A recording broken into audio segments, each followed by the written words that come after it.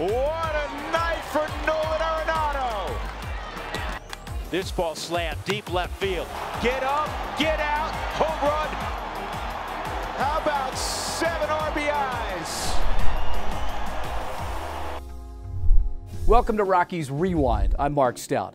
Over the last 4 years, no player has tormented the San Francisco Giants like Nolan Arenado. Since he entered the league on April the 28th, 2013, I'm supposed to know those things, he has more hits, more homers, and more RBIs against the Giants than any opponent. And on April the 13th of last season, it was Nolan being Nolan, and it resulted in a career-high 7 RBIs. Drew Goodman and Jeff Houston have the call. Enjoy. It is another beautiful night at the old ballpark. Always good to be at Coors Field. The Rockies and Giants. The Giants won the first matchup of the year last night, 7-2, behind a 13-hit, 3-home run attack. And the Rockies will try to counter today. Denard Span will lead things off again, the former National and former Minnesota Twin in his first season in a Giant uniform. Jordan Lyles will take to the hill. And what is imperative for all pitchers, but particularly for Jordan tonight, strike one. He only got ahead of 4 batters in his last outing against Arizona. First pitch swinging, yeah, and it's hit sharply right at Ben Paulson. He'll take that every time. 1 pitch and 1 out, and Jordan Lyles has only defeated the Giants, who he one time, and that's back when he was pitching for the Astros. And 1-2 with a 5.81 ERA against San Francisco in his last start against San Diego. I said Arizona a minute ago. San Diego, the home opener, 3 1/3, 7 hits, 5 runs. Had a clean first inning, had a ground out, strikeout, an easy fly ball, but then it was downhill after that. And the second pitch is right in there for a strike. 0-1 on Joe Panik. 68 degrees our game time temperature.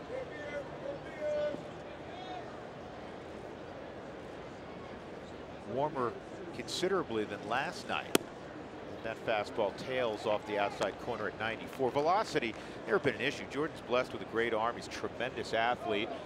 He was 93 to 96 at times the other day. It's just, as you said, he was behind virtually every hitter. Panik pops this up on the infield. Trevor Story, DJ LeMahieu, and it'll be DJ. Here's the Southwest Airlines batting order for Bruce Bochy's team tonight. It is identical to last night with one exception. Obviously, Jake Peavy is doing the pitching. He'll bat 9th. Hunter Pence enjoying his birthday today. 276 average, drove in 4 yesterday. And Trevor Brown has 3 hits this year, all home runs for the rookie.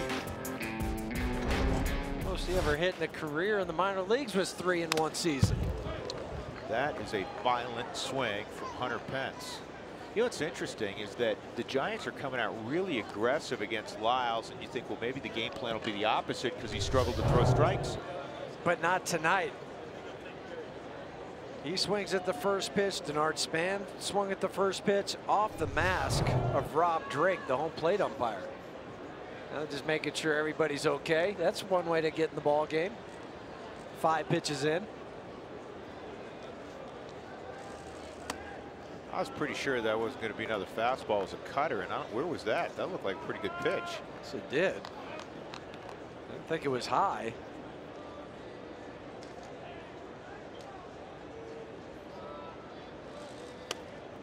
Boy, that's another good cutter. And that pitch was in there. Yeah, you see on the Subaru strike zone. Hold on. Hunter, you're out. You're done. Rockies, get off the field. if it only was so easy. And this sharply on the ground with the wrong guy. Look at Nolan just showing off early. Atta baby Nolan Arenado. Great start for Jordan Lyles. Handful of pitches as he navigates the first frame, and we'll see the Rockies on offense when we come back to Coors Field. 7-pitch first inning for Jordan Lyles. That's exactly what he was looking for. And now the Rockies will go to the bat rack. It'll begin with Charlie Blackmon, as it generally does. Here's the Southwest batting order this evening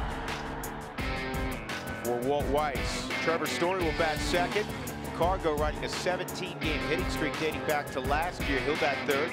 Then Nolan Arenado, Gerardo Parra, Nick Hundley, Ben Paulson, who came to the ball game late in the double switch yesterday. He'll start at first base. He'll bat 7th in front of DJ, who's hitting .462.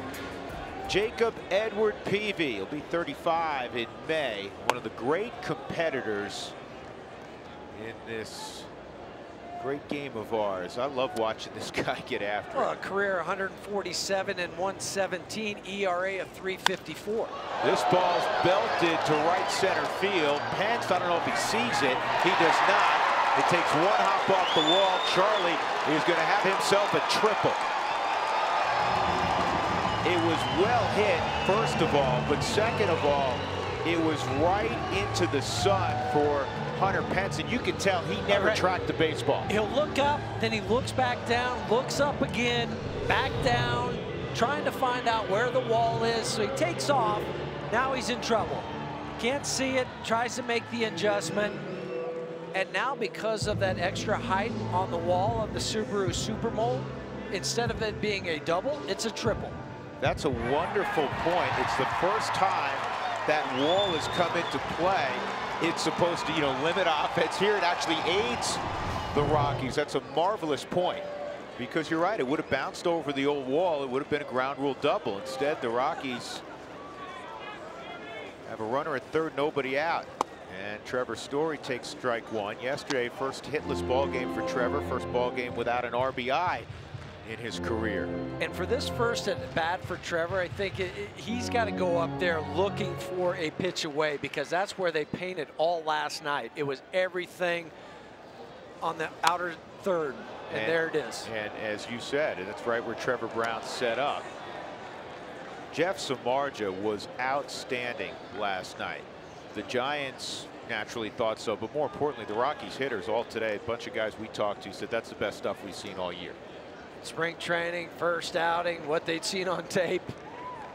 He dealt. He had a nasty cutter last night. He got Story 3 times on 94-mile-an-hour cutters, and that's exactly what Peavy tried to throw right there.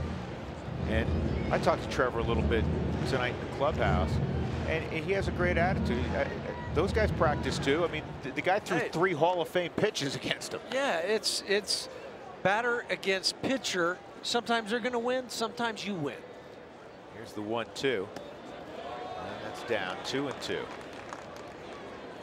Jake Peavy in his first outing went just 5 innings, gave up some runs on 10 hits and a no decision against the Dodgers. 4 runs in those 5 innings, didn't walk anybody, struck out 3. 2-2, an RBI out there for Story. Infield's back naturally, and this will get the job done. Well hit to right. I don't know if Penn sees this one. He does, and the RBI streak starts anew. 1-0 Colorado. Very nice piece of hitting, and Huey, to your observation, a real good job of adjusting away. And he did. He took that pitch. It was down and away from him. Instead of trying to hit it out to left field, he's going to take the changeup on the Subaru Supermo. See how he has to drop that upper half to get down into a better swing plane to elevate that baseball. And Trevor, what an adjustment from last night to tonight. His league-leading 13th RBI. And now here's Cargo with a run in and 1 out. And Cargo takes a strike. He's faced Peavy 7 times, looking for his first hit against Jake.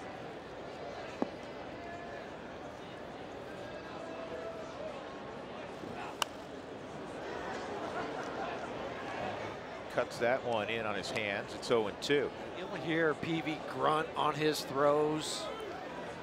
Pretty max effort type of pitcher. But this guy is a Cy Young Award winner in 2007, 3-time All-Star, Gold Glove. Cargo rifles it down the line into the corner. Extra bases. Hunter Pence has to wait till it, well, it never came around the corner. And it'll be a triple for Cargo. Second triple of the inning for the Rockies.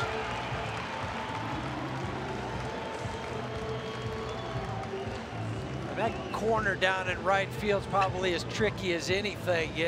As a right fielder, you're going over there thinking, well, if I cut it off too much, then it might get by me. Cargo takes a slider off the end of the bat on the Subaru Supermo and deposits it in the corner. But Hunter Pinson plays it off that wall thinking that it'll kick around, but it just sits down, allowing Cargo to have his first triple of the season. So here's Nolan. That's the 35th triple of Cargo's career.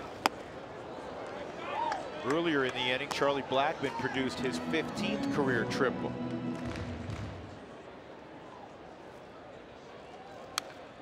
Good pitch to hit there, fouled straight back. Cargo now has an 18-game hitting streak. Of his 35 triples, by the way, for Carlos, only one came in an Oakland uniform. The 34 triples as a Rocky. 3 behind that fleet first baseman, Todd Helton, for 4th on the all-time Rockies list. That might be the first time and only time you say that about Todd. Yes. Actually, you know, growing up, he ran he well. did. He was a center fielder. And this ball punched up the middle. Crawford has it. He gets the out at first, but Cargo scores, so Nolan has his 6th RBI. That's why we always say it's so important, man. You got a runner at third, get the ball in play. With 2 strikes, it happened for Story, and it just happened for Nolan. Here's the San Francisco Giants defensive alignment. Pagan again in left field, and Art Span, Hunter Pence, Duffy, Crawford, Panic, and Belt in a very good infield defensively. And Trevor Brown, who was an infielder in college at UCLA and then converted to catcher. Caught a little bit in college, only about 20% of the time. Played some second base, played some first base. But when he did catch, he had Garrett Cole was on that staff. Trevor Bauer. Some big arms. This ball pulled down the line. This is headed to the corner. Pence was way over in right center field. Parra is going to stop, however, at second, which with 2 outs is the wise thing to do. And Stu Cole is such a fine third base coach. He put up the stop sign. So 3 extra base hits in the opening frame for the Rockies. And they had 31 extra base hits of their 65 hits. Now here's Hunter Pence way up in the corner up here, right over here. And see how far he has to run to get to this baseball. I mean, he's almost had to call an Uber to go get that ball. It was a long way.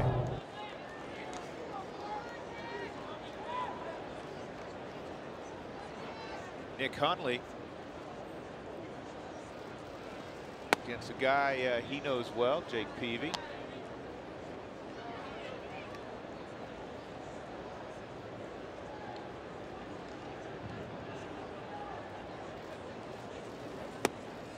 One and one.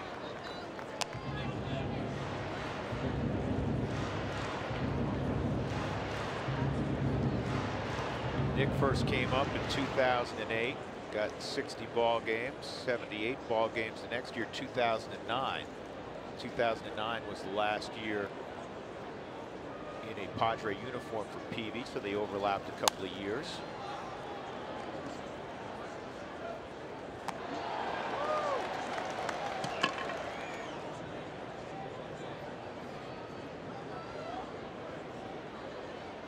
Parra is at second base with a 2-out double. Rockies have 2 runs in the book already.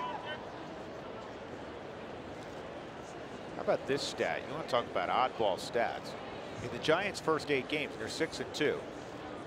They've come from behind in all 6 victories because the team that has scored first in their 8 games has lost every game. So the 2 times this year that the Giants scored first, they lost. And that is 1 short of a record.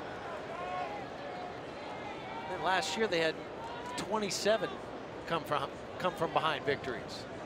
The A's in '77 had that occur in their first 9 games.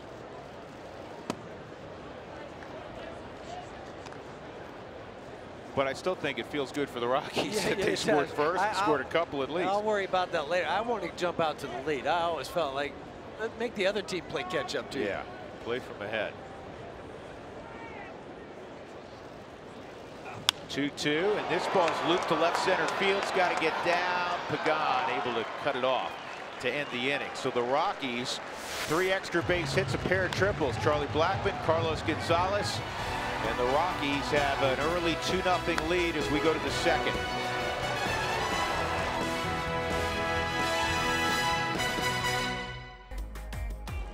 Rockies off to a great start, and Nolan picked up his first RBI on a ground out. That's the only time the Giants would retire him in the game. He's got 6 more to go. Is a home run in his future? Find out next. Welcome back to Rockies Rewind. Giants and the Rocks from April the 13th, 2016 at Coors Field.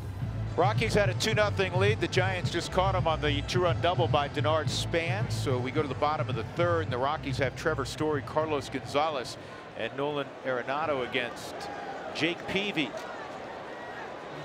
Again, big thanks to General John Barry, the CEO of the Boys and Girls Club of Denver. Story takes strike 1 on breaking ball.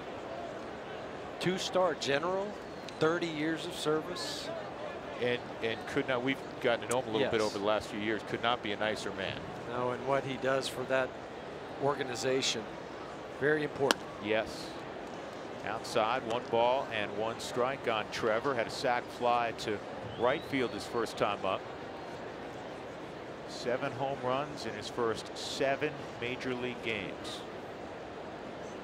Pretty decent start. I would say so. I think anybody would take that start. 2-1. Ball's going to be in play a lot more with Peavy now at this stage of his career than early on. He can throw it by you, for a number of years.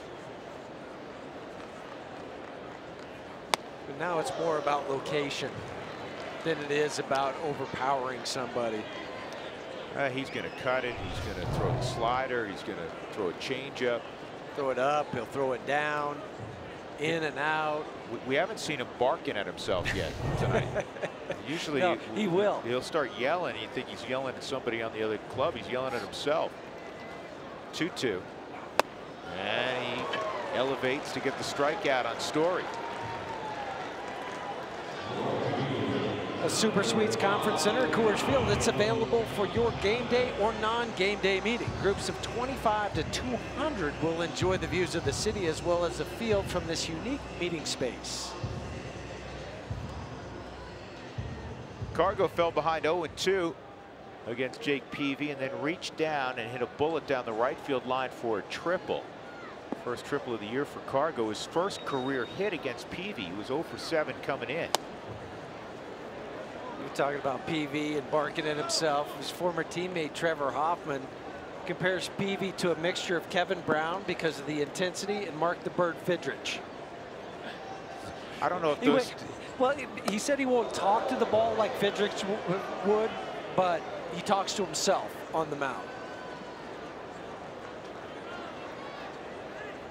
Mark the Bird, that was so classic though. He'd get the ball and he'd talk to it, walk around the mound. They'd do some gardening. Yeah, it was fun to watch him. 3-0 on the 2-0 count. Brandon Crawford moved over to the right side of the infield.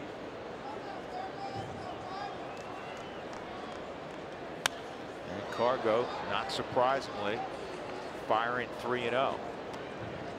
His ability to hit the ball to Fort Collins, you let him go. He thinks it's in the area code. Why not? Swing away. We've seen him hit balls that are at the area code out of the ballpark. Or hit him to another area code. Right.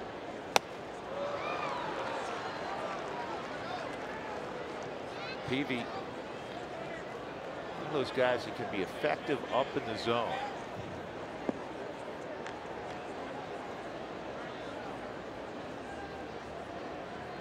Goes change up here.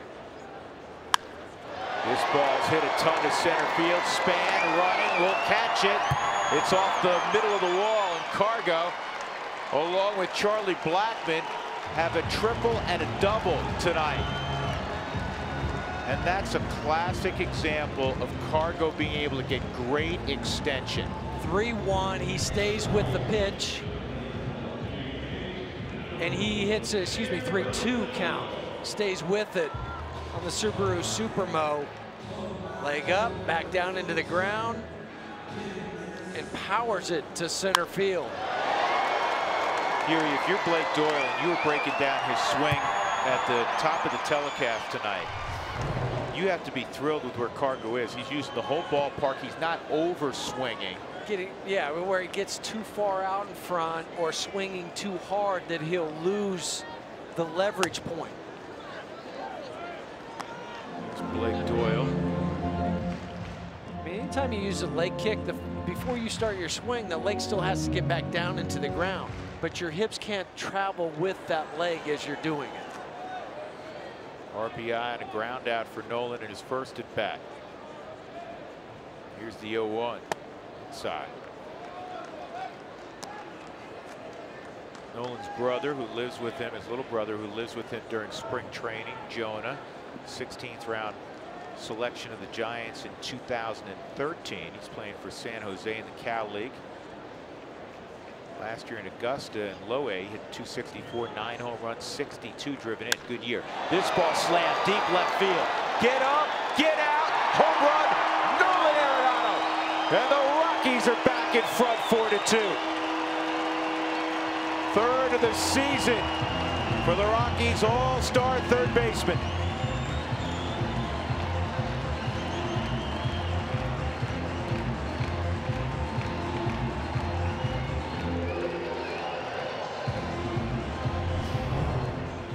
These two guys are doing their thing. It is a thing of beauty. Nolan knew it when he hit it.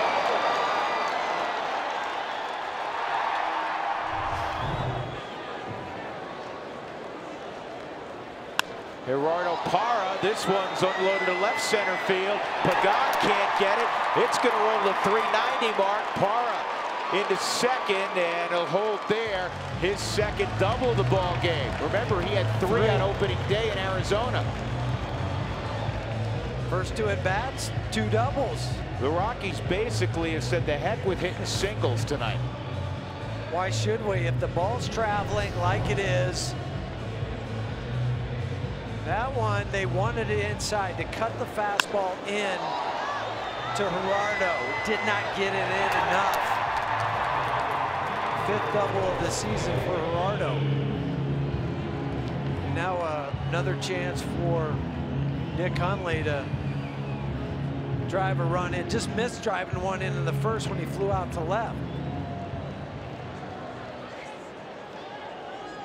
Rockies have 8 hits already with 1 out in the third. 7 extra base hits. DJ has the only single. Go back to Nolan for a moment. That's his second career home run against Jake Peavy. Now he's 6 for 13. 3 ribby night already as well for Arenado. He's driven in 8, led all of baseball with 130 in 2015.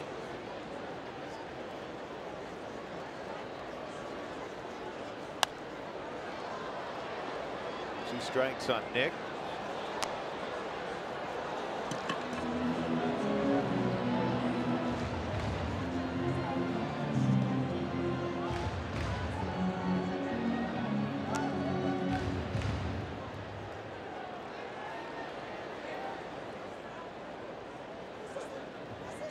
The 0-2.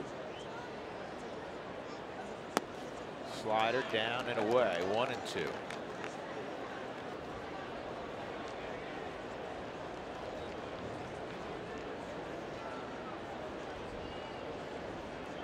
That home run by Nolan, the club's 18th home run of the year. That leads baseball. The Giants have 17. Next closest is Arizona with 10. In the National League, yeah. Yes. And a strikeout of Hundley, 2 outs. Third strikeout for Peavy. That'll bring up Ben Paulson, who struck out his first time.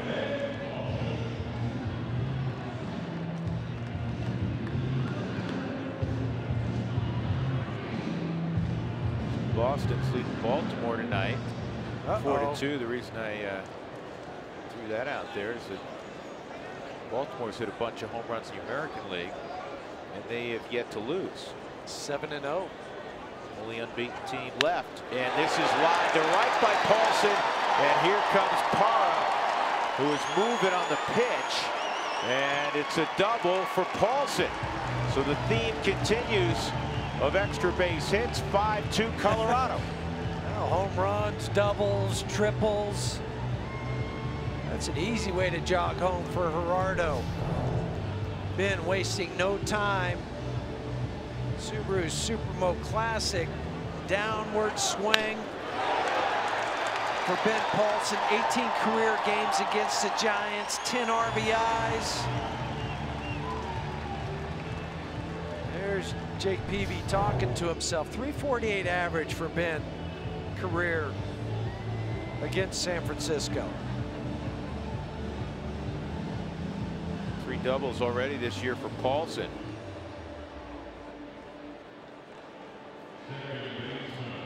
That was a weird meeting in that normally the pitching coach does virtually all the talking, but when we had a camera on, the Peavy was talking maybe more than Righetti was. That's one of those ones you just let him talk. Yeah. You just let him go.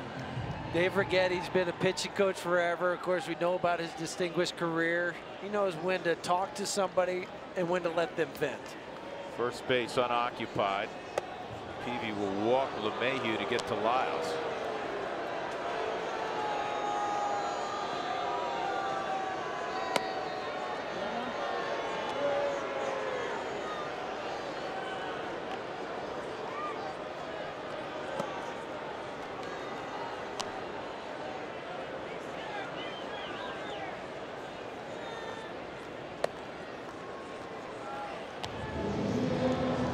Dave Righetti. He's calling Mark Gardner down in the Giants bullpen to discuss maybe getting up.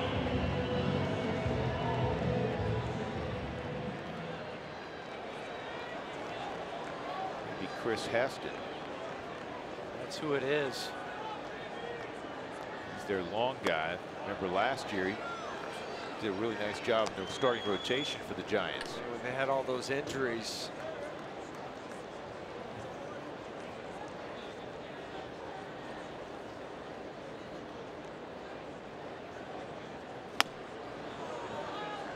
Two-strike count on Lyles. Heston last year 12-11 with the 3.95 ERA and 31 starts. And you get bumped out of the rotation after a year like that. Of course, they went out and signed a couple of large names, Johnny Cueto and Jeff Samardzija. Strike 3 on Lyles. Rockies have a big inning in the third. Cargo got it started with a double, then Nolan hit a 2-run home run. Parra doubled. Paulson drove him in with a double, and the Rockies have retaken the lead 5-2 as we go to the fourth.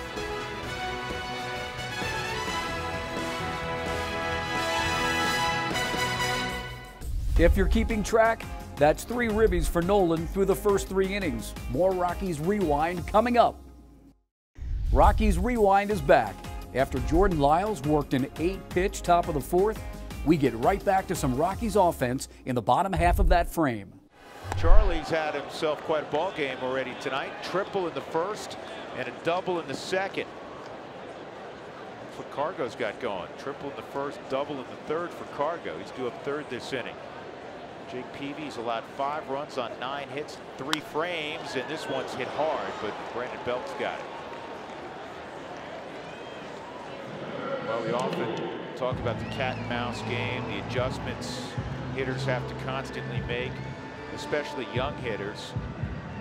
Story in his first at bat after being worked away by Jeff Samardzija yesterday with a cutter, was able to take a pitch away and drive it to deep right field for a sac fly. Last at bat, Peavy won the battle, elevating a fastball, got him to swing through twice. Let's see how Trevor counters here. Well, that's a pretty good counter. Ball hit well to right field. Pence toward the corner.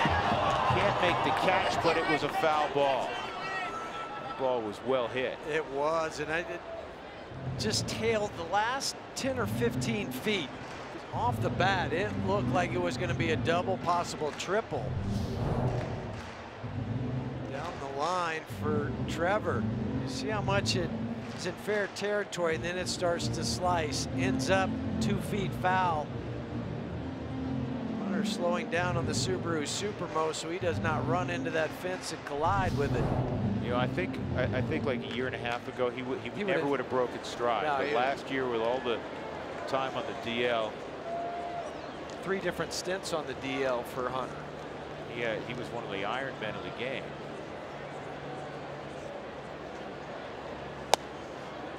So the pitch he needs to stay off of, and he did that time. That's what I was going to say, the adjustment that he made. What was asked, he's been asked a ton about Trevor, naturally. The first, it really goes back to spring training, but now a lot of national media in town because of what he's accomplished. And he said his approach is the same. It's in the middle of the field. This is in the middle of the field, deep center field, way back. Span's going to watch it go off that new fence. And Story to third.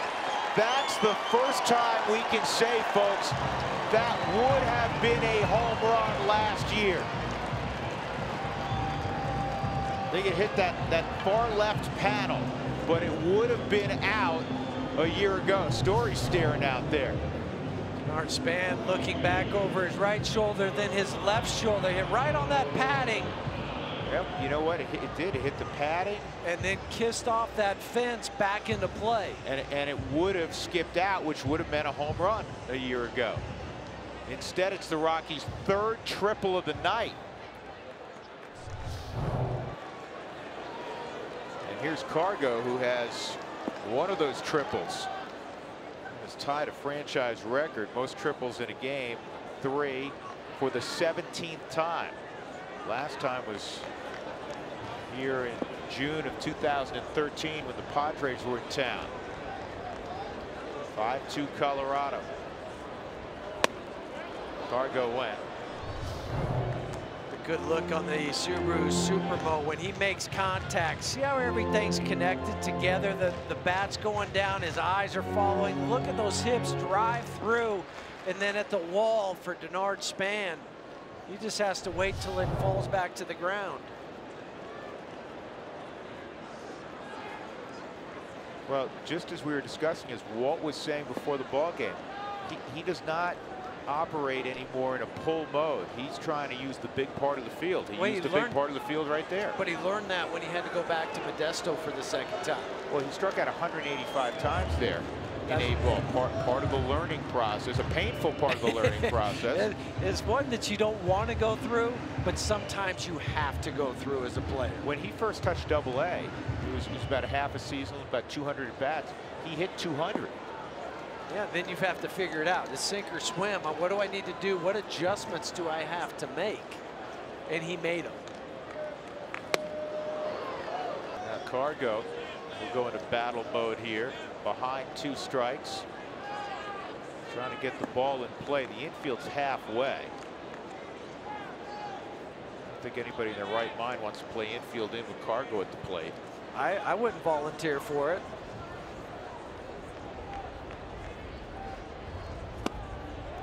One and 2.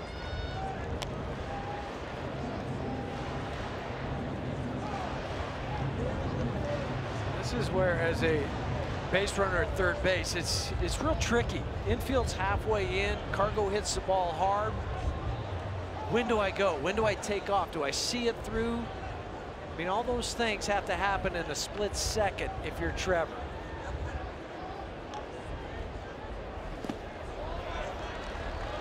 That's where you just hope he just hits it out. You just go ahead and wait for him at home. Shake his hand there. Plus, he'd be closer to a cycle. Yes, he would. He and Charlie got the hard part out of the way, the triple. Sometimes for Cargo, home runs are like singles. 2 and 2 with Story at third. And Peavy gets a big strikeout. 2 outs. That'll bring up Nolan. Turns the changeup over. Pronate the wrist. Perfect Good pitch. That's what I was going to say. Great pitcher's pitch.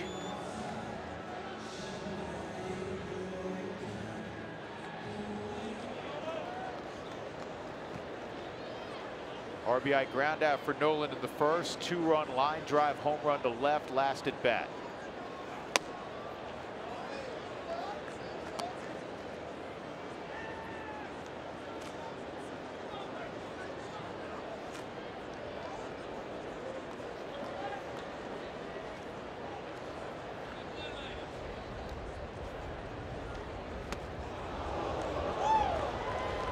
Nolan's idol in the game is Adrian Beltre, and that looked like a Beltre swing. Where the right knee goes down to the ground.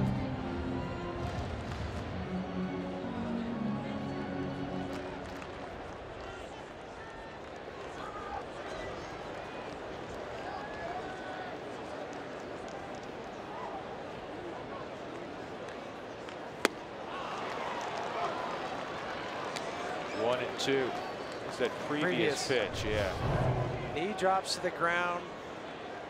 This would hurt most anybody's back. Then the last strike, the Subaru Supermo slider. If you're Nolan, you still have to look away. He came in, he hit a home run to left field. They're not going to come back in again. Just block that out.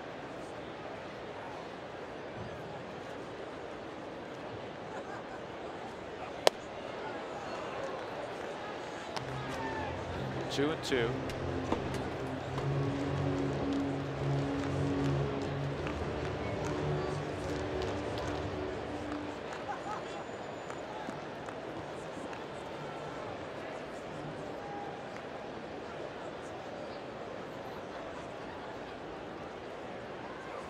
Nolan down the line, fair ball. Story walks home. And yet another extra base hit for the Rockies as Nolan glides into second with a double, making 6-2 Colorado. And he's halfway to a cycle with the home run now in the double. He's got a 4 RBI night also. Good for him. Slider that just stays right there. He couldn't hug the line more than he did. Right over the bag. Sam Holbrook, third base umpire, on top of that. 10 of the 11 hits are extra base hits. I don't know if I've ever seen that before. With that many hits in a game, 10 of 11 are extra base hits? Yeah, and last night, for the first time, they were held without an extra base hit. Remember that game we did, Huey, a few years ago against the Cubs? The Rockies, I mean, the Rockies had like 400 hits. Yeah. And extra base hits in a game, 12, that game I'm referencing against the Cubs in 2010, 8 doubles, a triple, and 3 home runs. They're on their way tonight. I mean, they're 2 hits away from tying that. Gerardo Parra has a pair of doubles tonight. And this ball to shallow right. Pence coming hard will get there. That'll end the inning, but the Rockies add on. Triple by Story, double by Nolan Arenado. It's 6-2 Rockies. So the new fence steals a home run from Trevor Story, but it makes for an easy ribby for Arenado. He's got 4 in 4 innings. Back to Rockies Rewind coming up. Welcome back to Rockies Rewind. Drew Goodman and Jeff Hewson with the call from April the 13th, 2016. 10 of the Rockies' 11 hits, folks, extra base hits. And Trevor Story would add his 8th home run of the year. The new fencing sort of got him. The Marilyn what do we got? Monroe What do we got? version of Happy Birthday to you. How old are you? You gotta be 43, right? Yeah, 43 The again. 53. I caught, Is that what it actually, I is? caught Huey again. All right, don't miss a pitch, but take a good look. You won't see this one. Yeah, here, because you guys are You're about gonna to dine eat 'em. on it. You're gonna eat them. You found the right guy for it, because Huey likes to have at least 2 desserts a night, as we all I know. already had one. Well, there's your Yep. second. Well, Eat up, boys. Thanks, you know what? I fellas. got yelled at by Dwayne Kuiper. I got to bring him one. Don't they get Hey, chocolate? tell Kai P Chocolate's my he needs to favorite. mix in a salad. Wow. You know what he's saying about this game right now already. Yeah, I know. Slowly hit DJ. May have to go with the glove flip's not going to get it. That was the only chance to get Pagan, who despite off-season knee surgery still runs really well. Runs like a young Ryan Spilborghs. What do you got on the fence? We've actually seen it come into play tonight. And during BP today, did you see it came in a couple of times? You did? You saw it hit the fence during BP? Oh, really? Ben Paulson Ben hit the Paulson fence. twice. Yeah. Remember we were We've been talking watching about it. for every single day since we've been here. Yeah, we were talking about it in the dugout today. It's the invisible fence, and it came into play. That's, guys saw what Cargo said, right? That was the best line of pregame. In the dugout, we were asking Cargo, we said, you know, it seems like nobody's hit the fence even in batting practice. And Cargo said, no, nobody has. It's the invisible fence. He was was waiting whispering, the other right? He was day. whispering. Yeah, oh, that was, and then, right. Yeah. And then he said, you know, the other day, was it Kemp's ball? No, Spangenberg. Spangenberg. He said Spangenberg's ball. I went out there, I turned to play it off the fence. Because I was like Spider-Man. He's ready. I was ready. And nothing happened. Then it went over. Oh. It went over the invisible fence. That was just, he had the whole dugout roaring when he was telling that story. Fellas, that was very nice. You guys bringing these birthday cupcakes. Did you lick them all before you brought them in? Yes, I did. Drew, you share your birthday with Thomas Jefferson, Hunter Pence. I knew I would get great information. Yeah, Hunter Pence today. Happy birthday. Wally Cleaver. Really? I didn't Yeah. know that. I have a few more That's if you Tony. want. Well, Here. and also Susan Strand in the truck. Her cousin Tammy is celebrating in Lincoln, Nebraska too. So, Tammy, I happy figured we'd throw birthday. that out there for Tammy, you. I hope you're watching in Lincoln tonight. Happy birthday. Singer Al Green. Yeah. The Reverend. The Reverend was born on April 13th. How about that? This ball's lined to left. Parra is going to have to play it off the wall. And a green light for Pagan, and he will score, and it's 6-3. How about Trevor Brown? Buster who? That guy's good. Buster Whit- Posey or Trevor Brown? Yeah, both of them right now. Well, the Trevor Brown thing is surprising to me. He had 7 home runs in the minor leagues, 1,200 at bats, 3 in the major leagues already. That's, Yeah, and the most he had in a season was 3. Pagan running on the pitch. Stumbles around second, stumbles around third, but because the ball went all the way to the wall, he scores. Now Gregor Blanco will pinch hit for Peavy. Nobody out in the 5th inning.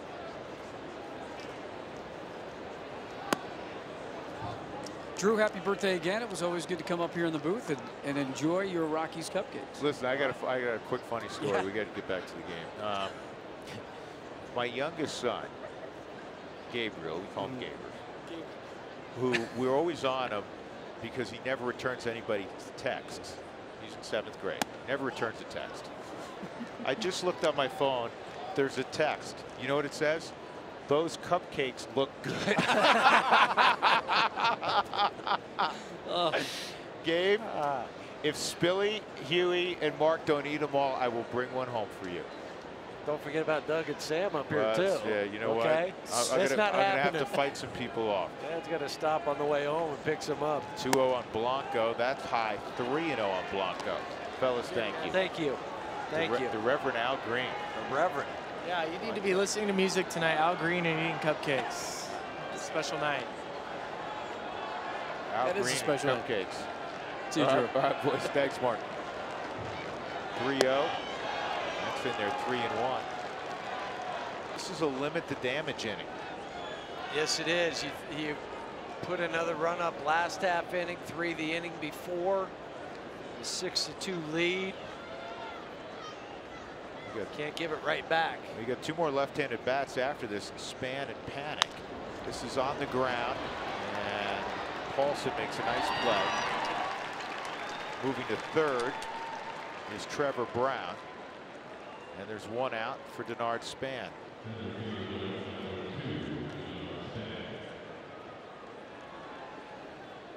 Your wife just texted me, and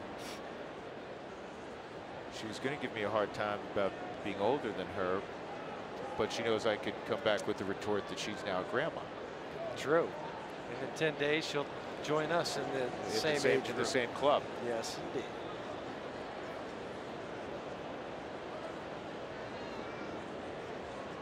Lyles to Span.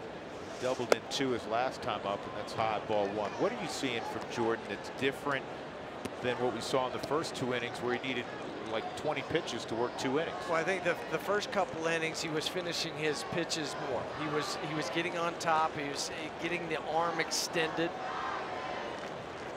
Because through the first 4 innings, he had 44 pitches, 26 strikes, 11 for 15 first pitch strikes.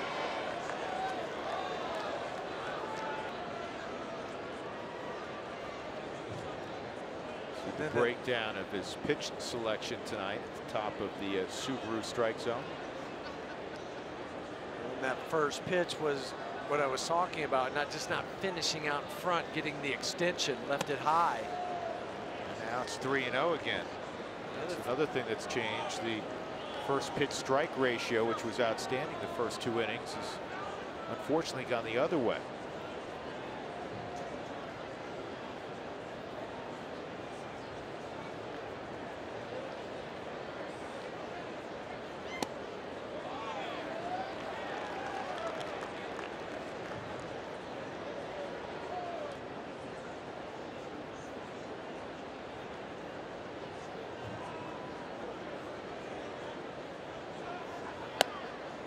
Ball 4 to Span. Now you're really creating a problem. You have Panic coming up, and then Hunter Pence on deck. And Chris Russin is in the Rockies bullpen at work. He would be the long guy. Rockies juggled the rotation. See Steve Foster talking about juggling the rotation. Jorge De La Rosa was supposed to throw on Friday. He's going to be pushed up to tomorrow. With the off day, he's still going on the same amount of rest.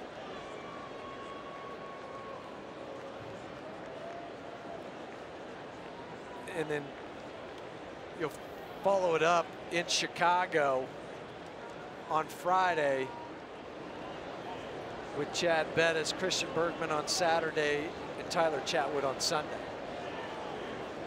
All fans through the gates on Saturday, April 23rd will receive a monthly wall calendar courtesy of us here at Root Sports.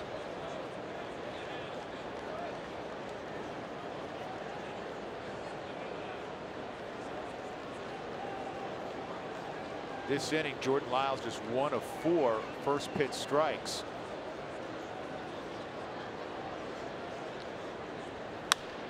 Panic lifts it to Parra. This is going to be deep enough to get the run home, even with Parra's arm.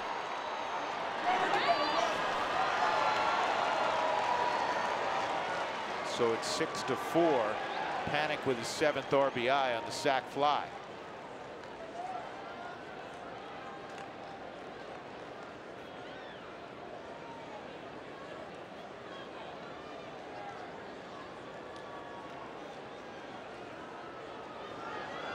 Hunter Pence, ground ball to third and a strikeout.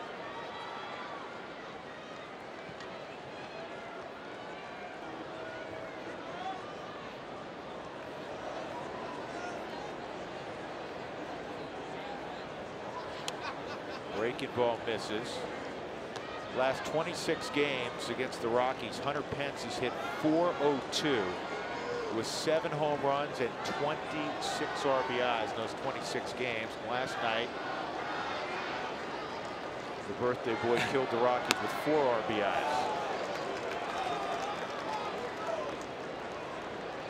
We were talking to Javi Lopez, the former Rocky reliever and now the reliever for the Giants, about Hunter Pence in the dugout during batting practice today. And just, you know, he had nothing but great things to say about him and the energy that he brings to their club. One of the things he told us, he said that Hunter Pence, and listen, Javi's been around a long time now.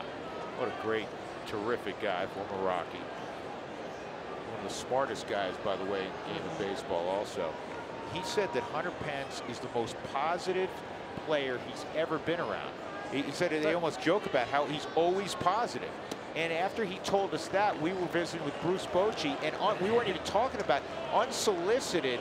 Bochy was talking about Pence. He said I think he's the most positive guy I've ever seen. Well, in a game that can be negative the majority of the time.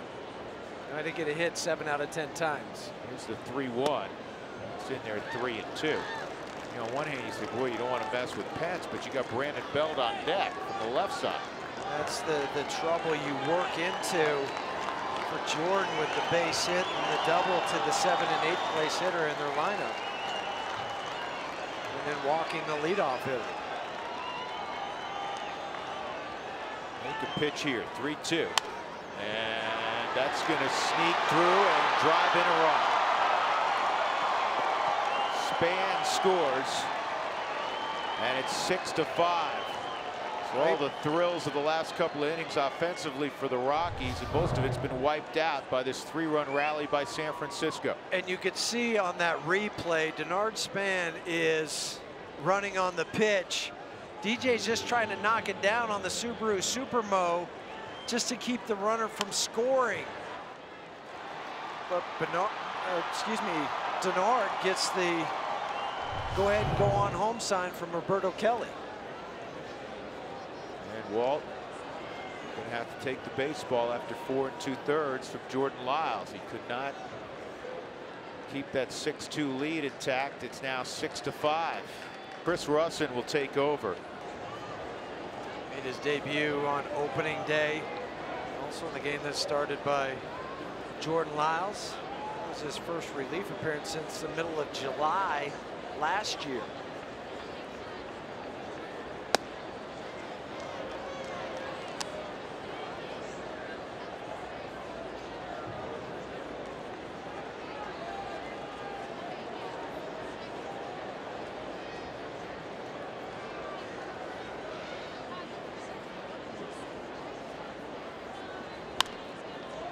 Fouled off.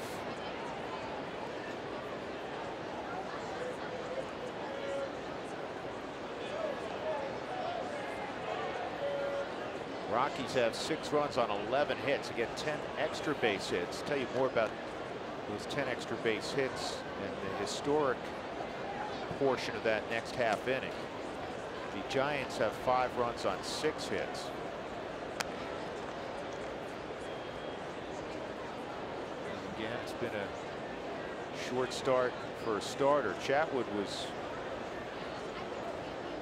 you know, some good, some bad last night. A lot more good, I think. You know, Chatwood made 2 pitches that, you know, he said after the game he wants back to 2 home runs, 1 to Brown, 1 to Pence. That's fouled off. I thought he threw the ball well for the most part. Bettis had a terrific start, but obviously Jorge De La Rosa has had 2 difficult starts. He'll go tomorrow. Here's Chatty. You just think about the games that the starting pitchers have gone deeper into the game. It's no mystery how then it plays out for your bullpen.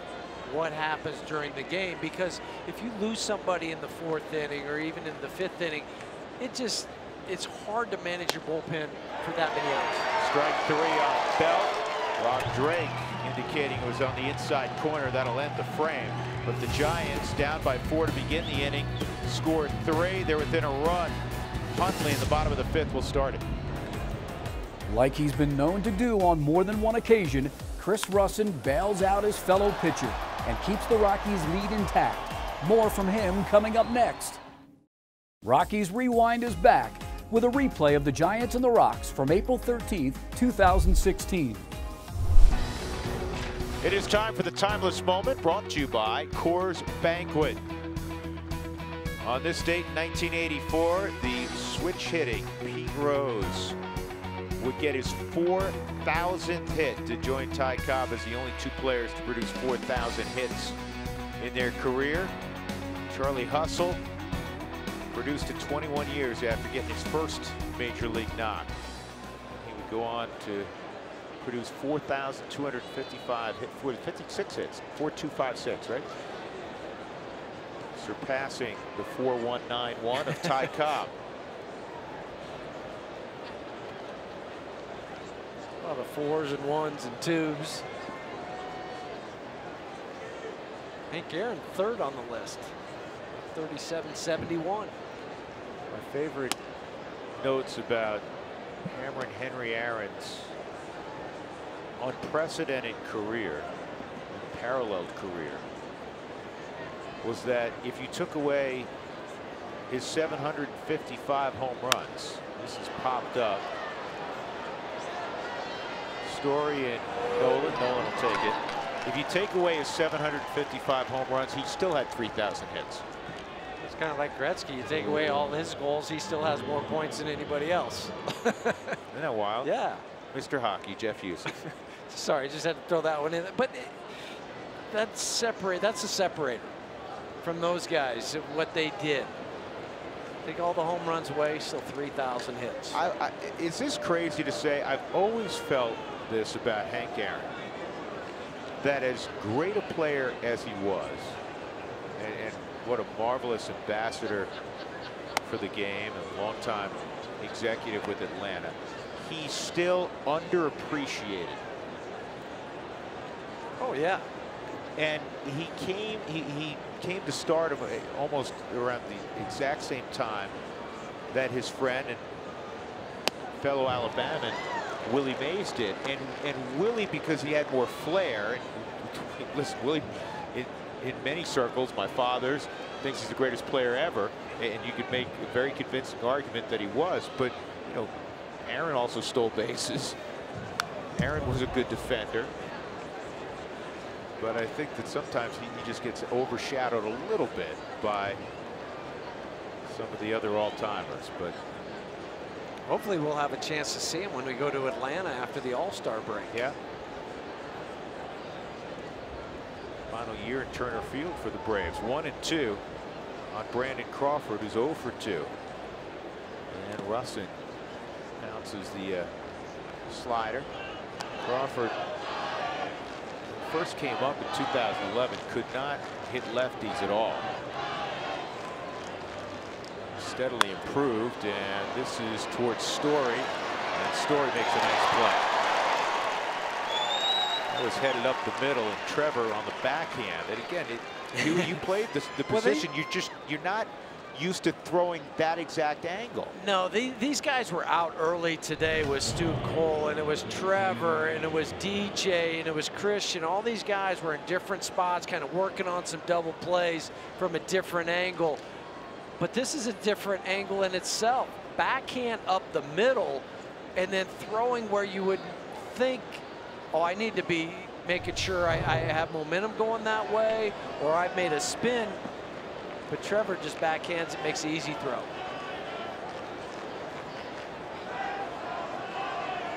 Two outs. Angel Pagan takes the strike. Pagan has scored a couple runs tonight. He walked and scored in the third. Infield hit and scored in the fifth. His 12 runs scored leads the National League. And he's hitting in a different spot in the lineup. He's well down the lineup from where he's accustomed to hitting his first few years in San Francisco, at the top of the lineup. And he's hit ninth some too for the Giants. Look at Bumgarner at 8th. Bruce Bochy does not do that very often, but he trusts Angel Pagan to hit there when asked to do it. Strike 3 on Pagan. So Russin has retired all 4 he's faced. We'll see what Walt does, because he's scheduled to lead off next half inning. Rockies up 6-5. Rockies hang on to their 1-run lead. Coming up, Colorado works some 2-out magic. Rockies Rewind is looking back at the matchup between San Francisco and Colorado from April the 13th, 2016. A historic offensive night for Nolan Arenado. Great view from the rooftop. Rockies on top 6-5 in the bottom of the 6th inning. Chris Heston's second inning of work. Here's Russin and the 1-0 down the line. Just foul. Thought we were going to have it.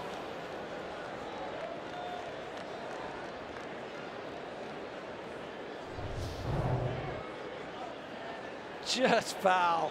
Thought we had another extra base hit. Foul by a lot. But it was. Russin last year hit 217, including a home run.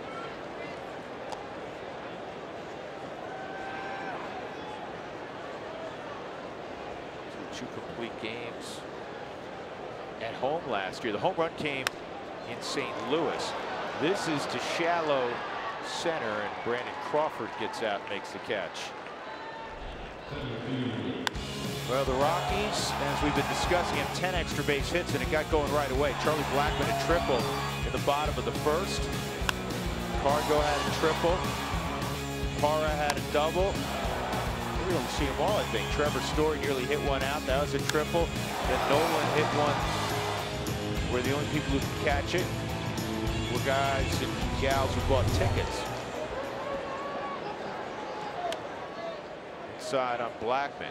Triple double and a hard ground ball. A one-hop smash, actually, at Brandon Belt. Heston touches the outside corner, 1-1.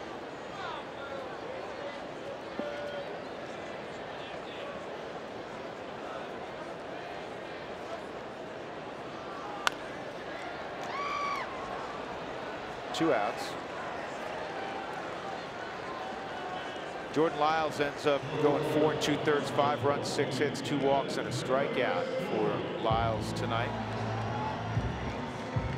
That'll bring up Trevor Story.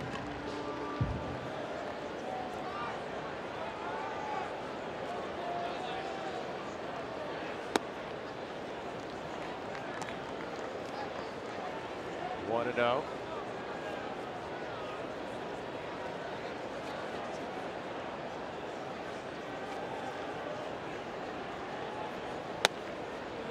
In there, 1 ball, 1 strike on Trevor. Bottom of the knees, on the black, on the Subaru strike zone.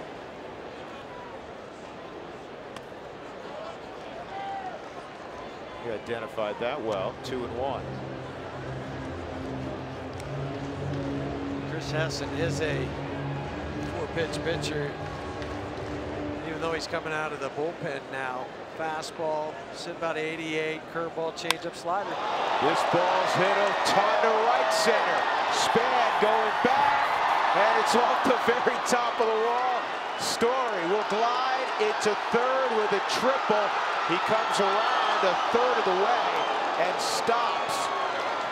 Walt Weiss said it, that big fence could produce more triples and even some inside the park home runs. Story has hit it twice tonight, or he'd be sitting on 9 home runs. Some strength to hit it as far as he did, to do what he did with this pitch. Nice inside out swing from Trevor. Bernard goes back. That was a good 3/4 of the way up on the new fencing. The Subaru Supermo, he's motoring all the way as Stu Cole holds him up wisely. That is a club record 4th triple tonight for the Rockies. Here's Cargo. Produced by the top 3 guys in the lineup. Charlie 1, Trevor 2, and Cargo 1. And wouldn't you know it, the first 2 times the new fencing comes into play, it's the kid who's setting all kinds of home run records, and now you can play woulda, coulda, shoulda. Yeah, but you knew that that was a chance. That's what happens. You put the new fence in, it's going to take some away, but it also adds the triples. Yeah, the interesting thing about it is both of those balls he hit, where he hit them, were well over 400 feet. This is down the third base line. Cargo to first, beat it. And with that base hit, Story scores, and the Rockies have a little more breathing room. Very nice to have that 2 runs, and you also get tacos. Playing off the line is Matt Duffy. Just a slide over, knock it down, spin. Cargo legging out the infield single. And even though he had to pick it up after that, you know, Matt Duffy got rid of it in a hurry. 3rd hit of the night for Cargo, 6th RBI on the season. And he's only a home run away from the cycle. That's all he's got left. Here's Nolan. There's a strike on a breaking ball. We get tacos fans. The Rockies have scored 7 runs. Don't forget to go to your participating Taco Bell location tomorrow. Do it between 4 and 6 to get your Rockies taco special. Limas at Taco Bell.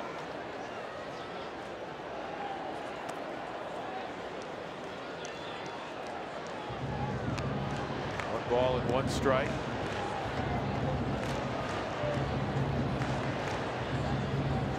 Some people wondering how would Trevor Story respond after an 0 for 4, his first 0 for, and 3 punch outs. Well, sac fly, strikeout, triple. Pretty good. Toward the hole, on through. Nolan's got his 3rd hit of the night.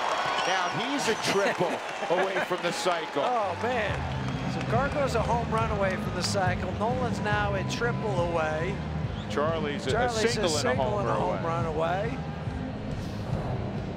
But it's good to see these guys start to do what is expected. You know, Nolan comes in, hits the balls hard early, and then I'm sure he's starting to feel it. But now it's okay. I'm back to 290 now. Hit another home run tonight.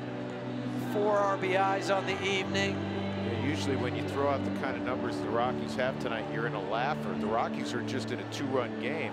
They have 11 extra base hits, which is 1 shy of matching their club record for extra base hits in a game. They have 4 triples, 2 by that man, which is a team record. That's why it's imperative you keep the pressure on. Don't let up. We say it all the time. It's one of those cliches in sports, but you have to. Especially here. Especially at Coors Field. Gerardo Parra, double in the 1st, double in the 3rd. He scored a run, also a fly ball to right field.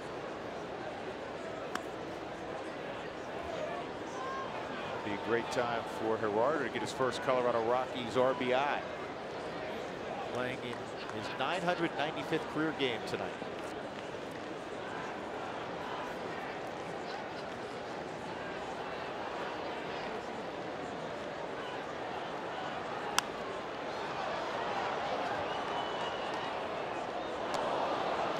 We always talk about what a beautiful personality Cargo has, and his very close friend Gerardo Parra has a similar personality. He's always upbeat, he's always bouncing around with a smile on his face. Always engaging when we go in the clubhouse or down on the field during batting practice.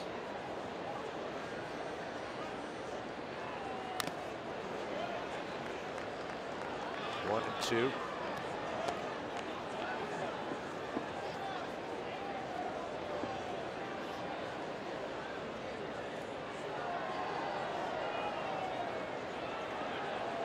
Cargo at second, Nolan at first. 1-2, and Heston with that breaking ball strikes out Gerardo.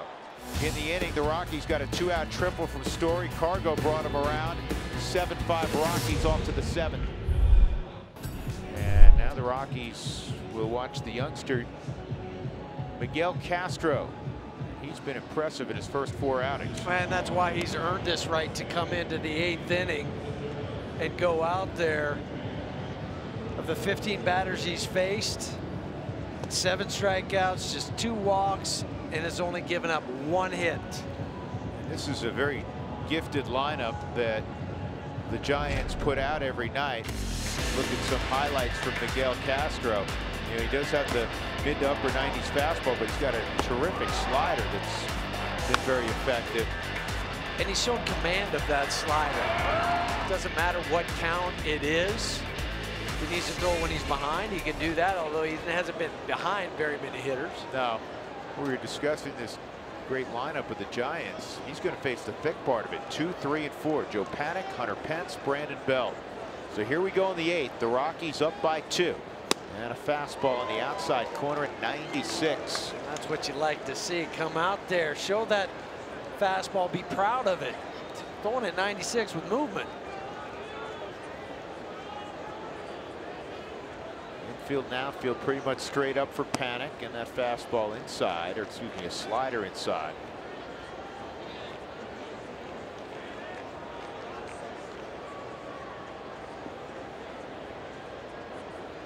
1-1. Center field. Well, this is textbook outfield play. You and I are watching the same thing from our angle, where Charlie took off and he ran to a spot. The hardest thing to teach a young kid is to do this, but just keep your eye on Charlie out in center field when this ball's hit. He takes off, turns his back to the infield, and then picks it up again. It is one of the most difficult things, as you said, for young players to pick up, because they always want to watch the baseball, but the baseball will stay in the air. And you can't run as fast. Nope. Running sideways or tracking the whole way. It's a great route, great read by Chuck Nasty. Big first out on panic. Hunter Pence with a strike already. And that's on the outside corner. A little more giddy up at 97. He knows who's up there. That's right. Pence singled through the right side in the 5th inning. 1 for 3 tonight. He's driven in 5 in the first 2 ball games. I like this call. 0-2 slider. The location wasn't where he wanted it, but it almost kind of backed up into the zone. See how close it came to hitting the Subaru strike zone.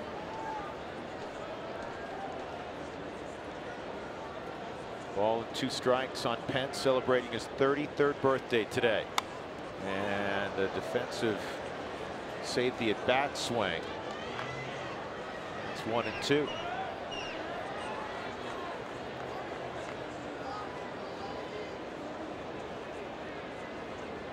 Giants always well represented wherever they travel.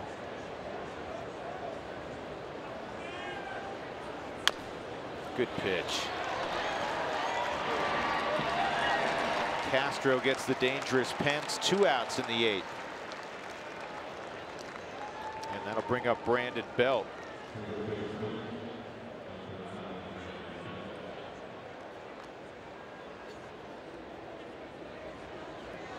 Every team wants it now, and that is power at the back end of your bullpen. You have to have it. I mean, power works at any ballpark. It works in any ballpark, and if you can miss bats, you really have a chance to succeed. That's the difference for the guys that can throw 96, 97, 98. Get more swings and misses. The percentage goes up about 10 or 15% when you're talking about a 93-mile-an-hour fastball up to a 96-mile-an-hour fastball. How many more swings and misses you'll have? You can back it up with that kind of slider. 1-1. Brandon Belt saying what's coming next.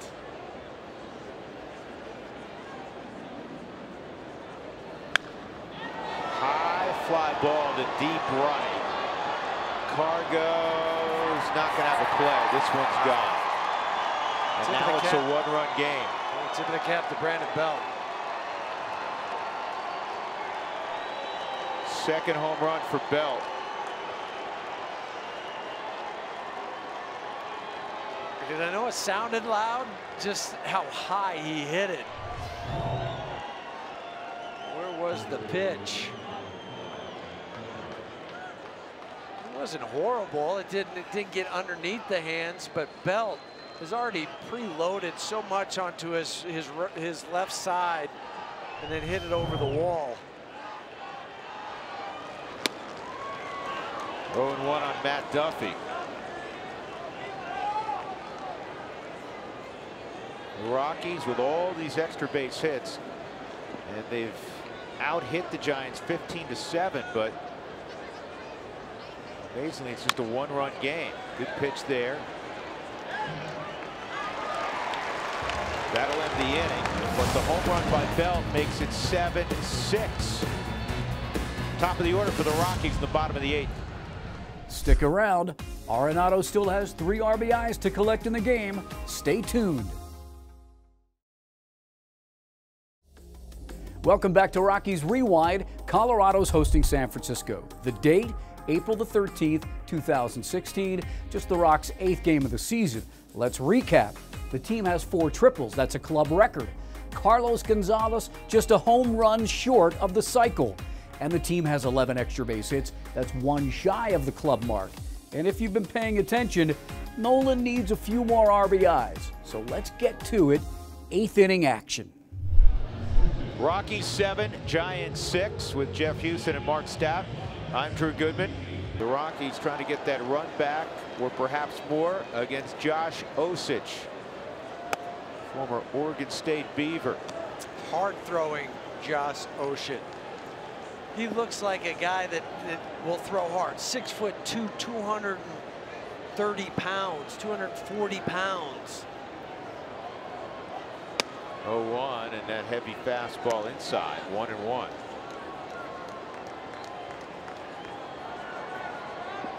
Made his debut last July in our nation's capital against the Nationals.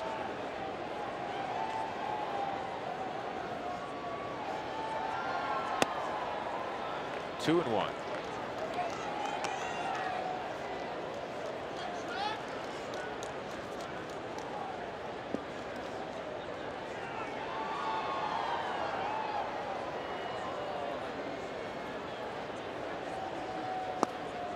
Three and one on Charlie.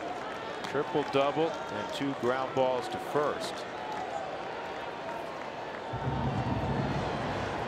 Josh, he takes the place of Jeremy Affeldt as another left-hander out of their bullpen. Yeah, Affeldt finally retired. Former Rocky, former Royal. Great run in the Giant uniform, and that's toward the middle of the diamond. Joe Panik's having a rough ball game and slamming on the brakes after a hard turn, as you should take, is Charlie Blackmon. For a moment, I thought he was going to try to stretch it. You know, those are probably going to go in the book as singles, and if you ask Joe Panik, now that one's going to go as an error. But both of them, Joe Panik would tell you he ought to make. Yeah, the other one was the Ben Paulson one to his left. And then for Panik, he just came up too soon. Yeah, you got to give an error on that. Yeah, you have to. That would be his first error of the season, 3rd overall for the Giants. See if the Rockies can capitalize. Trevor Story, sac fly, strikeout, 2 monster triples. Last triple he hit high off the new fencing in deep right center field. He came tearing around third. Stu Cole held him up, but he was thinking about running hard the whole way. The inside the park home run.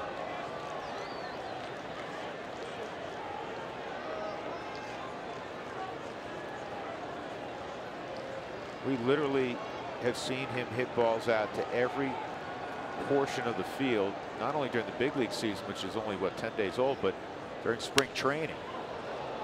Here's his work tonight. 4th inning. Not quite as high off the padding as this next one. Next one, 3 feet from the top.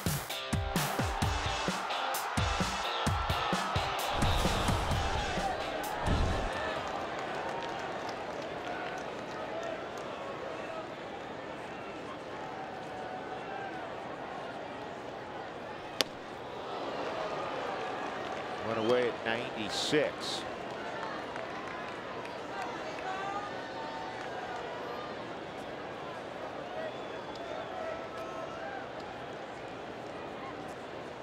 Cargo preparing for his at bat. Nobody out. Blackmon at first.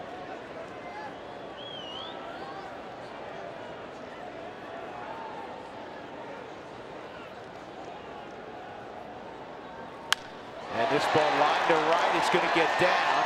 And Blackmon will hold up at second. Charlie had to make sure that was hit so hard that it didn't stay up for Hunter Pence. So 2 on for Cargo. Boy, that was a rocket. And to follow it up, again, hitting to right field, inside out, swing. Just a great approach. This whole night has been set up by his approach in his first at bat after going 0 for 4 with 3 strikeouts last night, where they pitched him away. Some were on the plate, others were an inch or two off, but just enticing enough where he thought he could get to it, he couldn't, and then he gets the sac fly to right to start this whole ball game off.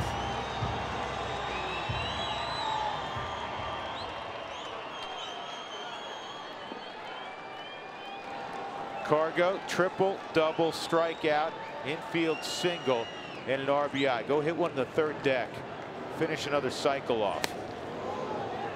Last cycle for the Rockies was Michael Kadire. It's the Cincinnati Reds, 2014. Well, most Rockies fans will never forget Cargo's cycle. That one, where he hit it into the upper deck, and the best part about that was walked off the Cubs and it landed in the lap of a Cubs fan. Yep, it was left on left too. Sean Marshall. Yep, Sean Marshall.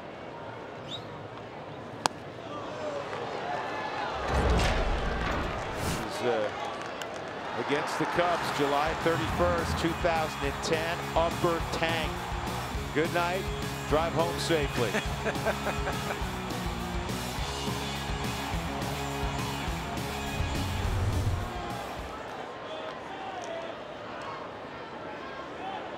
(0-2).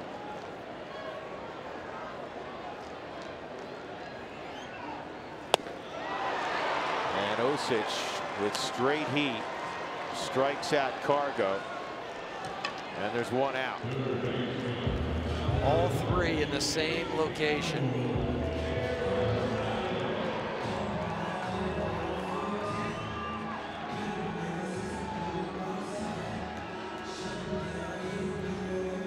Nolan needs a triple for a cycle, but more than anything, he wants to find a way to drive in Charlie Blackmon at second, give Jake McGee at least a 2-run cushion for the top of the ninth. Rockies fell last night 7-2 in the first matchup of 19 this year again between the Rockies and Giants. Rockies won the season series the last 2 years.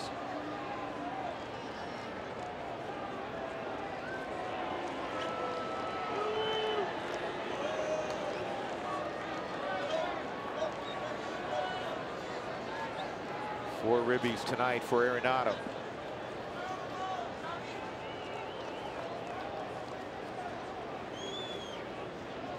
For Walt, he's like all of us, you spectate right now. He's got his big guys up there.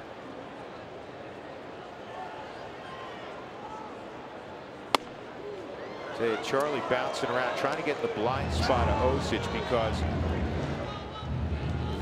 if he can get any kind of jump, even with Nolan up there, and he can get to third, it changes the at-bat for Arenado. It changes the defense for the Giants. And you don't have to worry about Brandon Crawford anywhere in the picture, because he's swung over into the hole closer to third. 1-1. Osich still throwing hard after Tommy John surgery at Oregon State his junior year. Huey, as you know, you were a good base stealer. One of the other things that factors in, Nolan's, 6'2", 6'3" at the plate. So Trevor Brown has to clear himself depending on where the pitch is. That's the key. Where does he go? Does he go behind Nolan, or would he go in front? Well, if it's on the inside part of the plate, he goes behind. If it's on the outer portion, he's going to go in front. Right. But you still got to clear yourself from a big man. And you still have to wait to determine where the ball's going. You don't get that luxury of jumping out and then making the throw. You have to wait.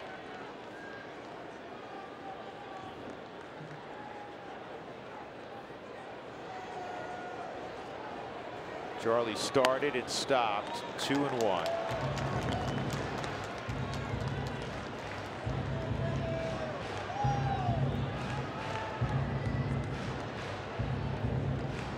See the shortstop involved, that's the change of signs, right? Right. But you also have a veteran guy in Brandon Crawford coming out there and maybe with some direction to a younger pitcher and a younger catcher, helping them out. They go out there, they'll talk about it. Let's change the sign because he's bouncing around. You ever got in there and said, well, they assume we're going to change the sign, let's keep it the same? They usually end up changing it. 2-1. They put a pick play on.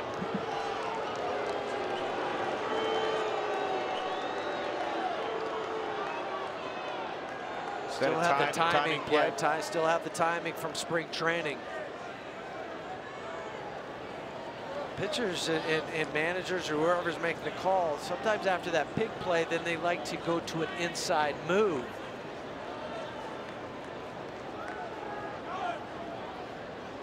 Not this time. 3-1 on Nolan with Gerardo Parra on deck.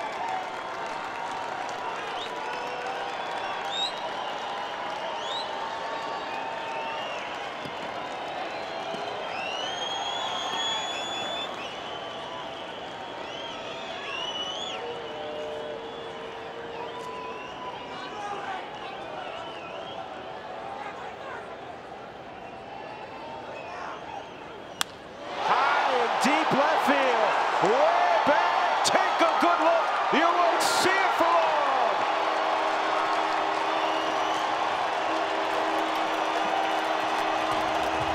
What a night for Nolan Arenado. How about 7 RBIs? Says the heck with the cycle. I'm just going to hit another home run. It's easier that way. I can just get a trot around. But what he did after he hit this home run is what gets me. So he hits it, and then watch how he looks at the dugout. I love that. Yeah, that reminded me of one Troy Tulowitzki years ago. This is fisted toward Duffy, makes a diving stop and steals an infield hit from Gerardo Parra. Nolan now up to 313. You're going to fall behind 3-0. You think you can sneak the fastball past me? 3-1 count. Says I'm going to take it deep. And I'll tell you what, we just had a great shot. That's a gorgeous shot right there. Nick Hundley at the plate. We had a great shot in the dugout of 2 tremendous third basemen visiting. One from the past and one just entering his prime. Vinny Castilla and Nolan Arenado shared a moment. And I was thinking of Vinny, Huey, when he hit that ball out. Because this young kid on the hill, Josh Osich, is throwing 96 plus. And you used to say about Vinny, we all did, you can't, and Vinny would say, you can't sneak the cheese past the rat. Well, you cannot. He would never get beat by a fastball. No, he would. And Nolan does not get beat by fastballs on the inner half. He gets the barrel out. I guarantee you that's what Vinny was saying. Nice try. We'll ask him later. I think you're 100% right. He said, can't sneak the cheese past the rat. Did he ever knock the stuffing out of that ball? That was fun. New career high 7 RBIs for Nolan Arenado. 3-1 on Nick Hundley. And get this, that ties the club record. That's 12 extra base hits. Kind of lost in that hoopla of the home run, but it also increases the lead to 4. And most importantly, because this is one of those games, anytime at Coors Field you're in a 1 or 2 run game, you're not feeling real comfortable. And now the Rockies are +4 on the scoreboard. Nick goes down to first.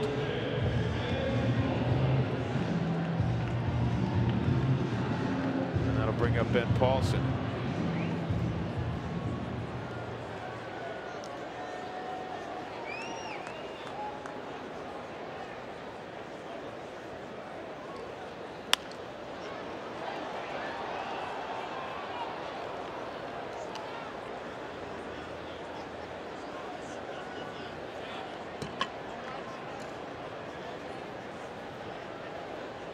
Third time this year the Rockies have scored 10 or more in a game, as Jake McGee is pretty much ready to go. He's been throwing naturally in preparation for the top of the 9th inning, but because the Rockies have thrown a 3 spot up, he's had plenty of time to get his work done.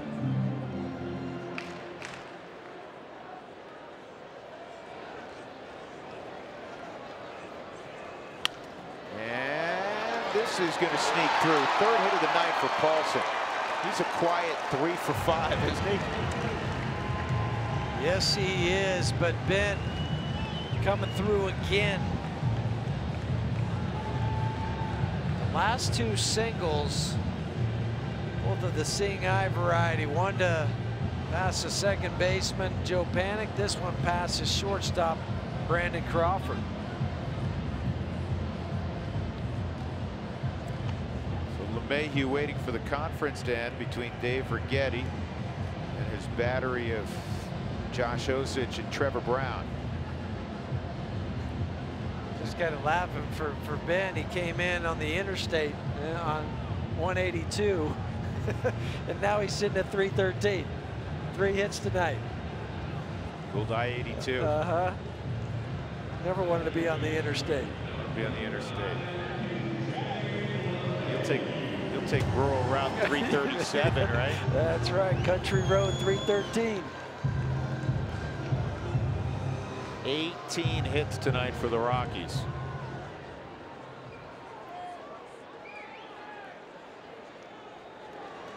DJ single, couple of walks and a strikeout. Hundley off second, Paulson off first.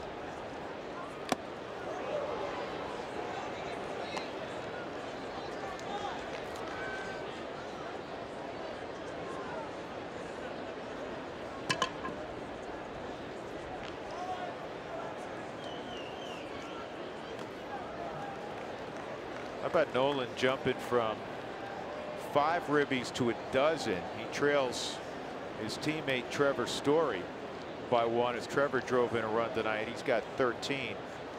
And for Nolan, it's the 6th time in his career that he's hit 2 home runs in a game. And He's tormenting the Giants again like he did last year. Yeah, good point. Well, he drove in 24 last year against the Giants. That's the most a Rockies ever driven in against one club in a season. And he's already got 7. And actually drove in 1 last night, so he's got 8. He's a third of the way there through 2 ball games. Giants may have to start giving him the Barry Bonds.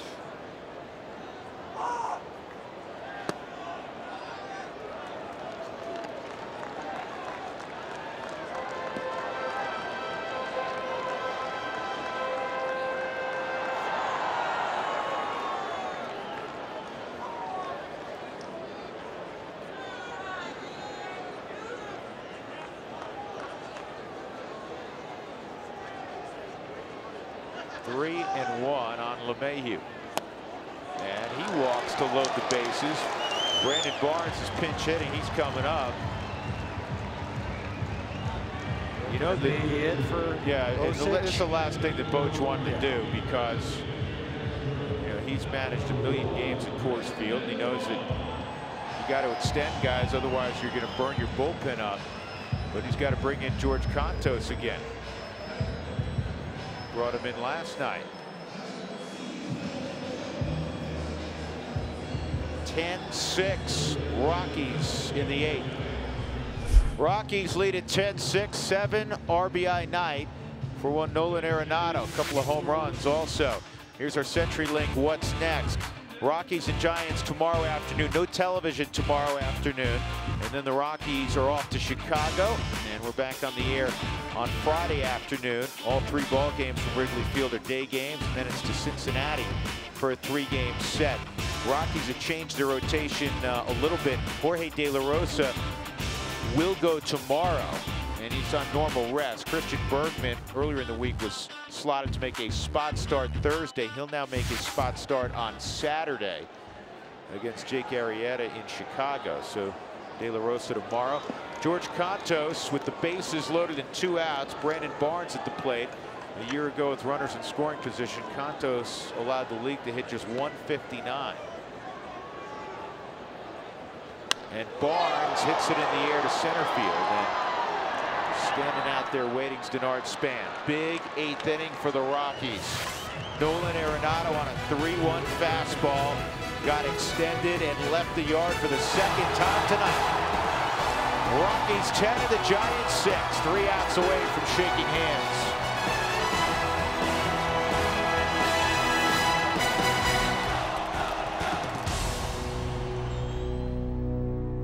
seven RBIs for Nolan Arenado. He had 5 in the first 7 games of the season. That 7 is a career high for the Rockies' third baseman. And he would end the year with 133 ribbies, enough to lead the major leagues in that category for a second straight season. When we come back, the Rockies look to close out their division rivals. Welcome back to Rockies Rewind. Giants at the Rocks from April 13th, 2016. It's been a great night for the Rockies. We're up 10-6, 18 hits, 12 extra base hits. Brandon Crawford is at the plate. Crawford, Pagan, and Trevor Brown with the Rockies increasing their lead to 4 runs. It was 7-6 after that Brandon Belt home run. How big was that top half of the 8th? Huge. Or bottom half of the 8th, I should say. 4-run lead now. But Jake McGee was up. He was loose. He was ready to go. I know some people would say, well, sit him down. It's not a safe situation. But just close the game out. I think that's the bottom line right now. Don't worry about who's getting the save, who's doing what. Jake McGee was loose. He's ready to go. Put him out in the game. Right, and managers will tell you at Coors Field, 4 runs is a 3-run game.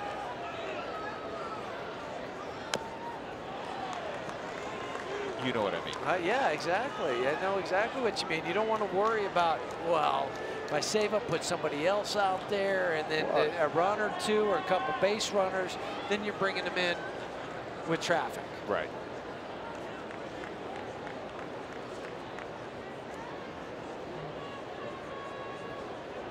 Oh, and 2 on Crawford, 0 for 3 tonight. Walt Weiss, Charlie Blackmon visiting. I wonder what's going on there. Why is Charlie not on the field? Barnesy stayed in center. You start thinking about slides. Were there any dives?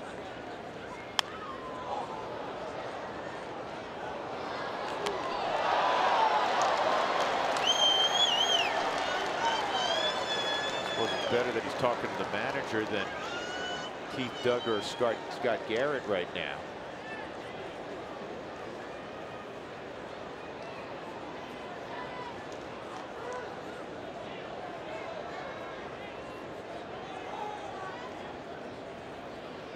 Oh, 2, and that's pulled past Billy Hayes at first.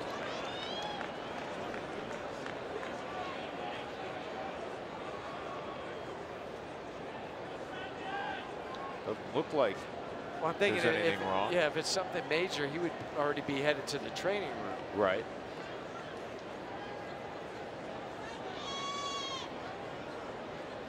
We'll find out in the postgame show. Stick around. Good pitch. And that's a pitch that he's added a little bit more to his repertoire this year, a curveball. And it goes back to spring training. Came out trying to improve it, work on it so he had confidence to throw it. Pretty good one right there. Real good one. Well, I mean, just think, Huey, you batted from the left side, so you're facing a guy who throws in the mid-90s. And in the past, he's 95, 96% fastball. So you just, it's dead red. Now, in the back of your mind, he may drop that curveball out. And the more he shows it, the more that gets around to the rest of the league. Don't have to do it a lot, but just a little bit more with effectiveness. His bread and butter, obviously, is always going to be that heater. 1-0 on Pagan. Switch hitter in from the right side. 1 out in the 9th. Rockies up 10-6. They've out-hit the Giants 18-7. Good pitch.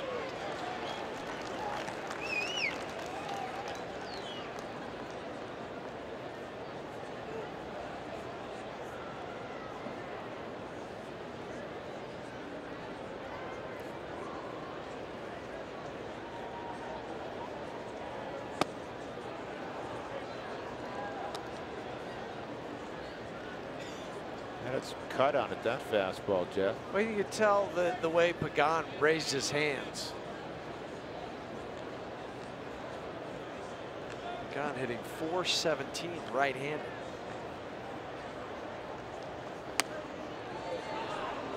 Three and one.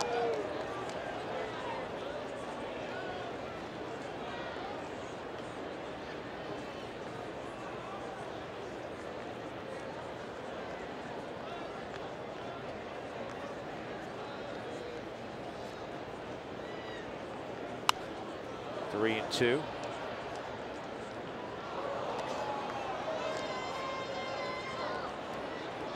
As you said, Drew, you know what you're going to get 94% of the time.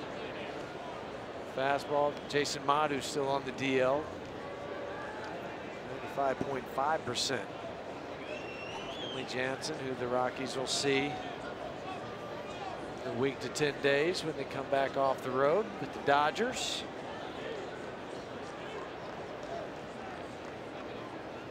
Got him. No, too low. A little bit. So 1-out walk to Pagan. That'll bring up Trevor Brown. Who had a huge night last night. He's had another good night. Single, a double, and a line drive to center field. He squared it up 3 times tonight. He's driven in a run.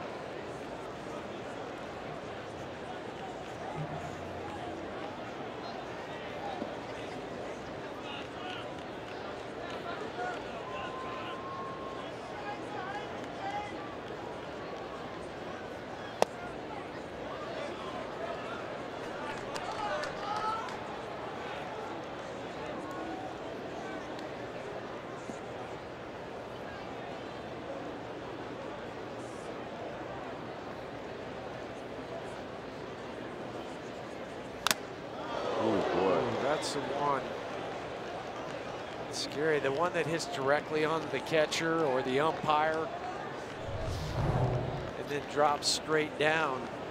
Usually the umpire is going to go and dust off the plate and get the catcher a moment. Rob Drake was talking to Nick Hundley.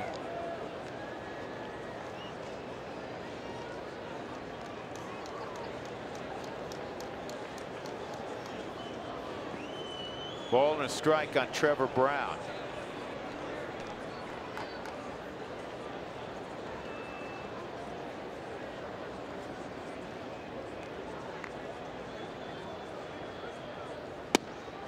Two and one. Trevor Brown was already home last year after his minor league season, Huey, for a couple of weeks.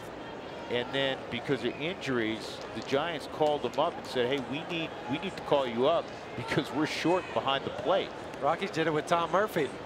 Same thing. Nick Hundley gets hurt. Hey, Tom, go on that hunting trip. Come join us. 3-1. So McGee, who's generally a big-time strike thrower, has walked a man. He's behind Brown, 3-1. One of the many appealing things about McGee to the Rockies when they traded Corey Dickerson was his huge strikeout to walk ratio.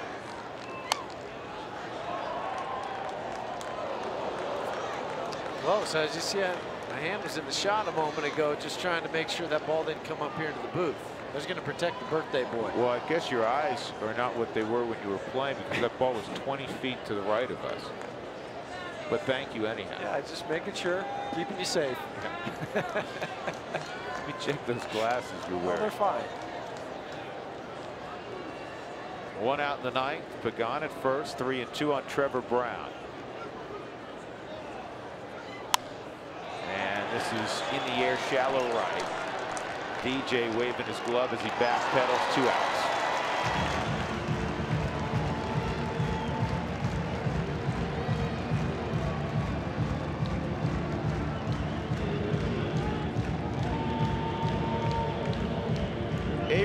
Adrianza is going to pinch hit for the Giants. They're in the pitcher spot.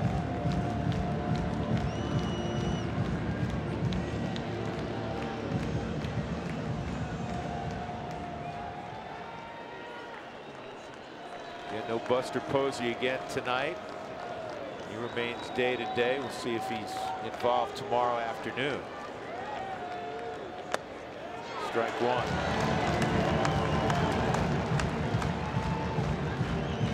Kane going for the Giants tomorrow.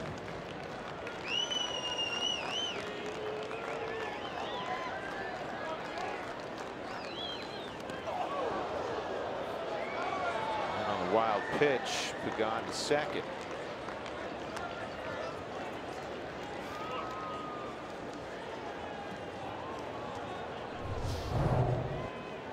Just hope to be able to knock it down if you're Nick, because it hit so far out in front of home plate.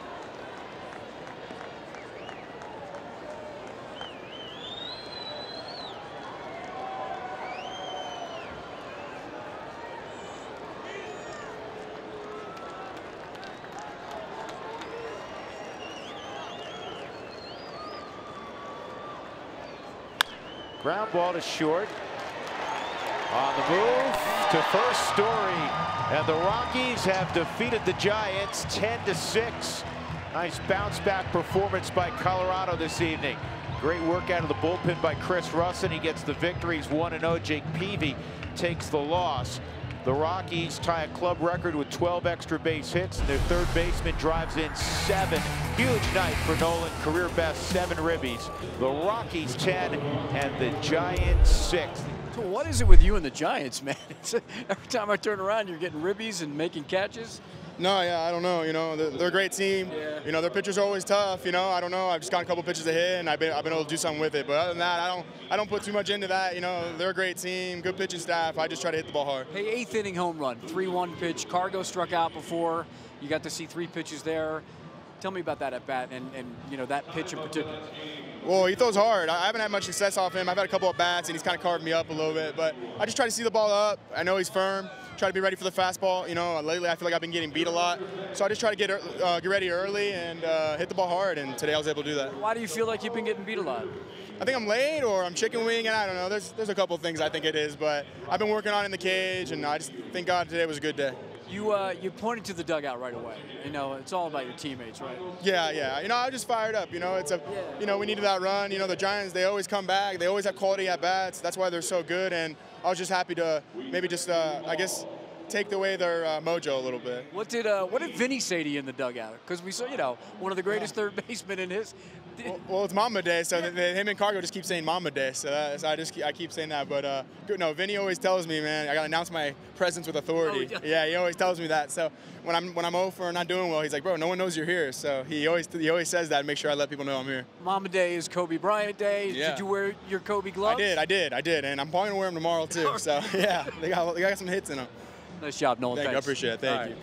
Nolan being Nolan, of course he downplayed everything in my interview with him, but there really is something to Nolan playing against the Giants. Since he came into the league in 2013, he has 61 RBIs against them in 59 games. Paul Goldschmidt and Adrian Gonzalez both have more games played against San Francisco in the last 4 seasons than Nolan, but they have 34 and 36 RBIs respectively. Nolan being Nolan indeed. Thanks for joining us for this edition of Rockies Rewind.